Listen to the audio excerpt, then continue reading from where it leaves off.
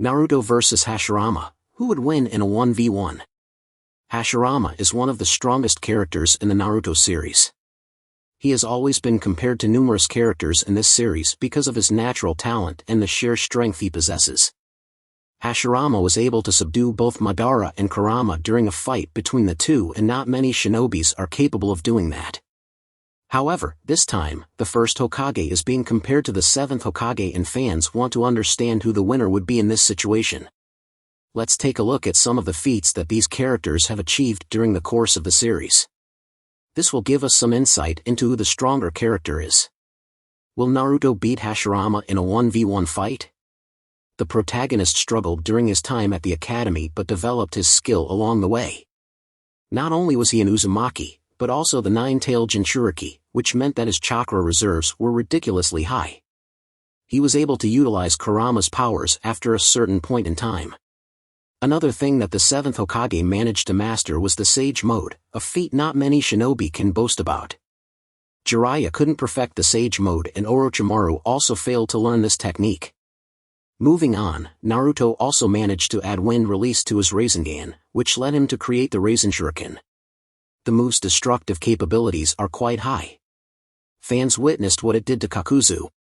Furthermore, the 7th Hokage was also granted powers by the Sage of Six Paths himself, Hagoromo Otsutsuki.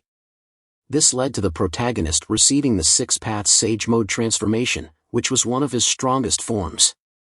He also used this in combination with Kurama Chakra Mode. The blonde protagonist was able to keep up with Kagaya Otsutsuki and played a big role in sealing her. However, his strongest form was the Baryon Mode in the Boruto series. This allowed him to utterly destroy Ashiki Otsutsuki. There was no point in the series where a shinobi was able to single-handedly take on and defeat an Otsutsuki. Hashirama's feats. Hashirama was known as the god of shinobi.